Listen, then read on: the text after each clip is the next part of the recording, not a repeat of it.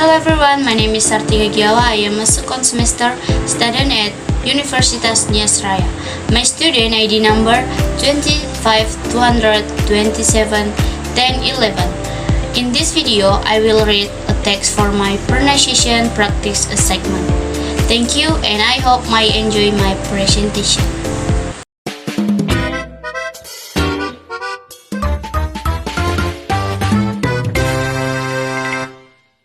Village and architecture. Omohada, the traditional house of Nias. Nias people live in highly organized villages. Nias villages often possess impressive stone monuments and large houses which stood and earth with ridges hut, timber planets. Most of these villages have lost its old houses because of their deterioration and difficulties in maintaining the aged wooden structure from rock instead and has replaced by other more generic structures. Other reasons why not so many old houses were rebuilt because of the over-harvesting of the forest. In the past, Nias villages, especially those of South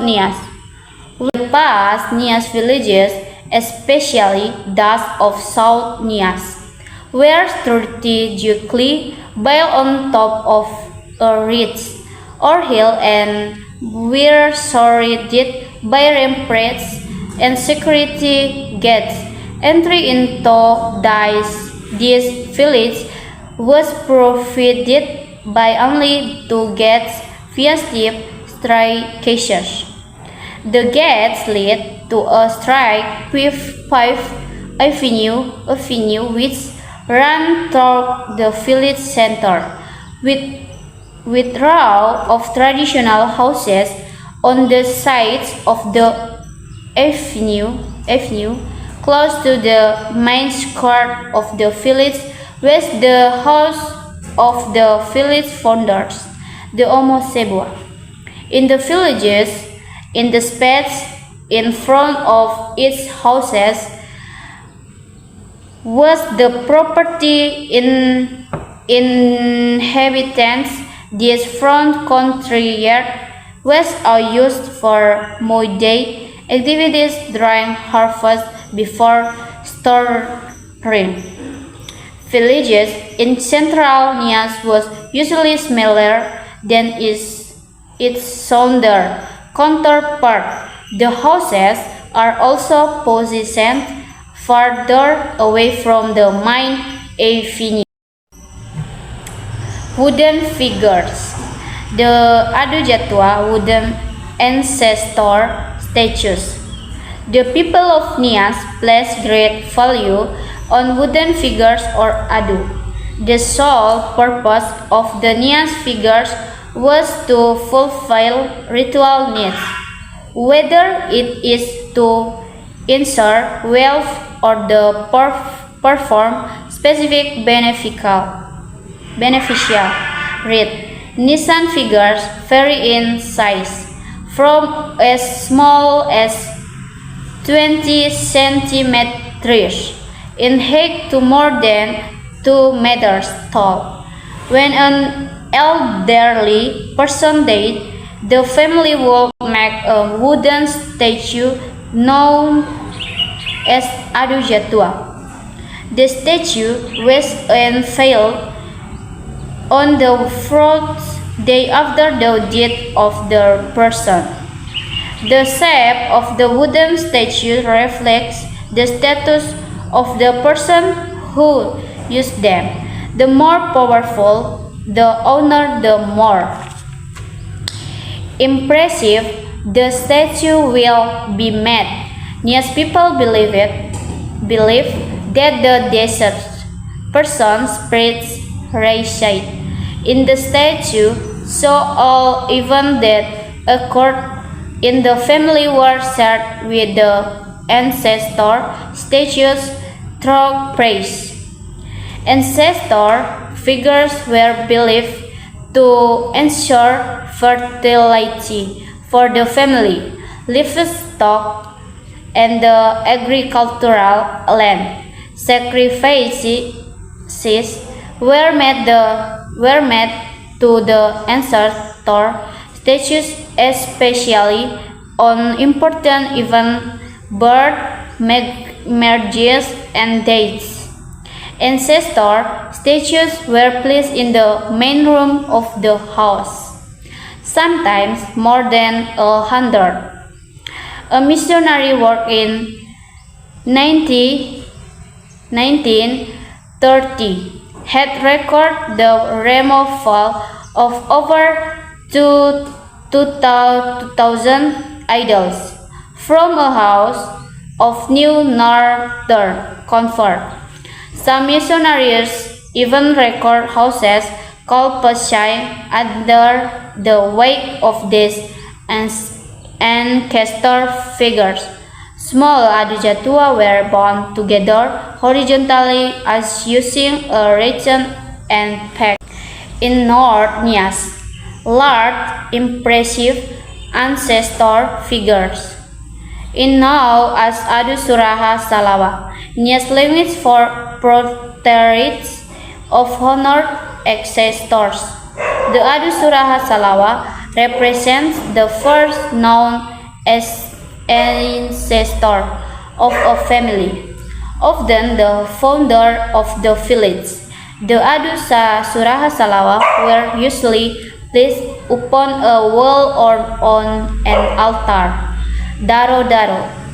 Another large ancestor statues are the Aduhara. Aduhara ancestor statues are large, elongated, armless, and were height. Fur-coat headdresses. These statues are generally found in central Nias and rarely in South Nias. Other wooden figures do not represent the ancestors. Thus, wooden figures were created to heal specific illnesses, to protect villages, or to invoke supernatural beings, to aid rituals. Their statues were generally cordially made, as opposed to the finely carved ancestor figures. John Sim, von Brenneth Felicit, classified more than 60 types of non-ancestor wooden figures. Many ancestor figures were destroyed in 1916 by Christian missionary movements, which saw them as an old blasphemous religious symbols. Some were sold to collectors and can be found in museums or private collections around the world. Stone monuments. A stone monument displayed in front of a house to display the power and rank of house. The Nias products one of the most impressive megalith culture in Indonesia, especially the center and South Nias. Stones were used to construct different objects and structures. Nias village features impressive stone works, larger staircases, and broad paved streets.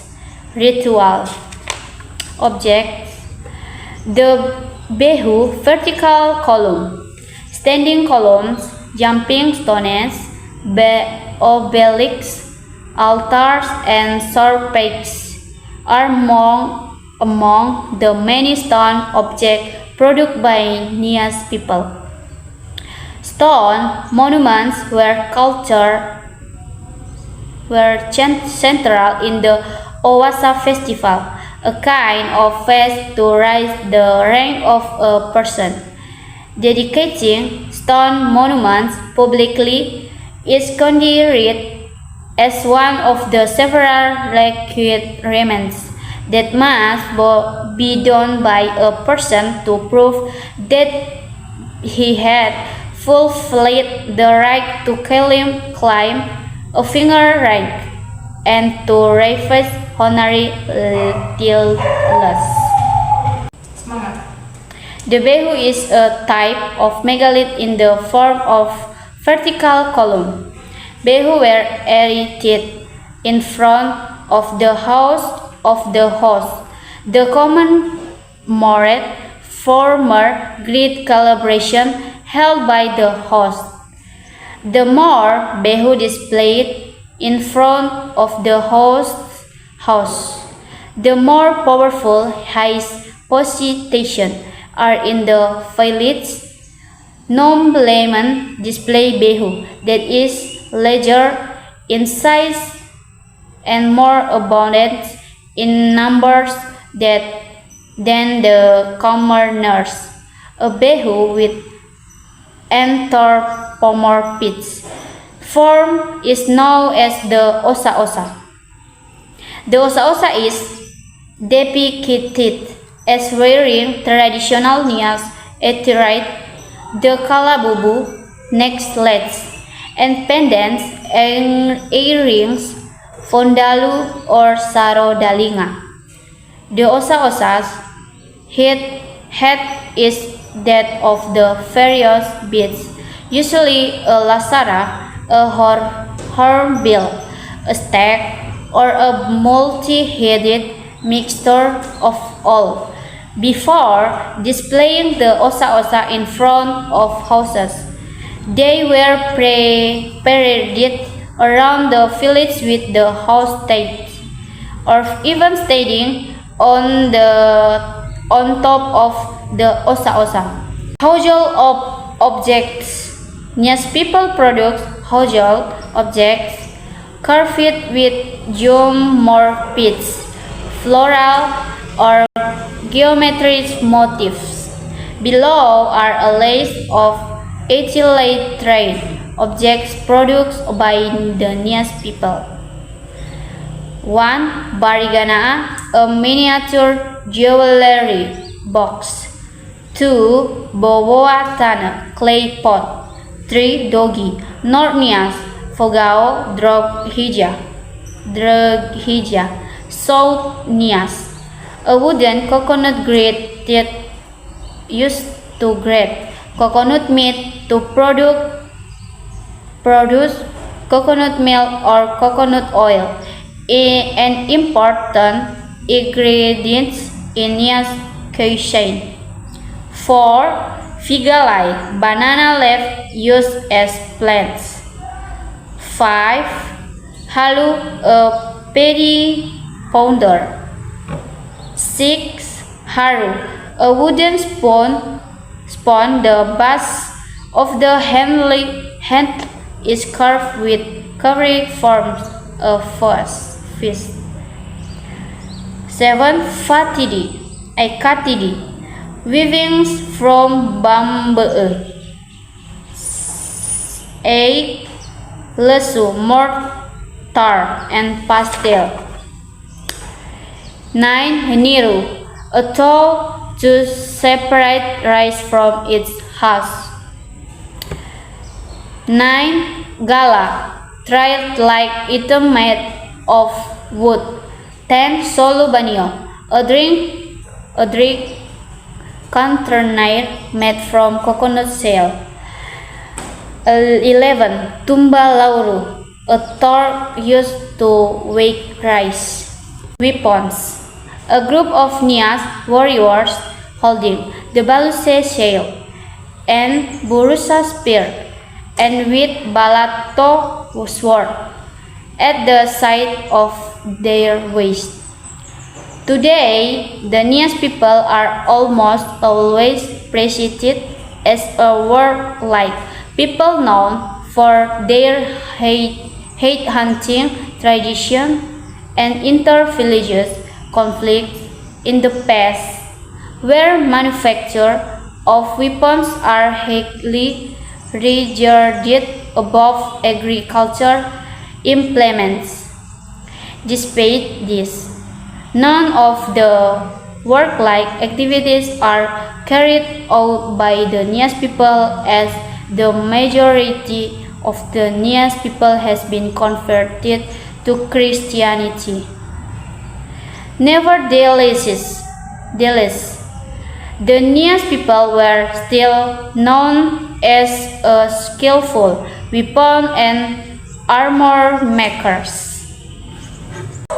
The Nias people use a variety of material for the creation of their weaponry: leather, corn, or woven fibres, Persian metal, iron, and brass. The Nias use spears, swords, and blades as their weapon. The Nias spread Totoa Doho in the south, Toho in the north, was mainly used for hunting. The shaft is made of dark hardwood of Nibung, pau, were pit with rattan. Other type of spear are the bursa with a triangular sheath head. The Nias sword garing is a combat weapon, but the sword and itself have simple and undercut form.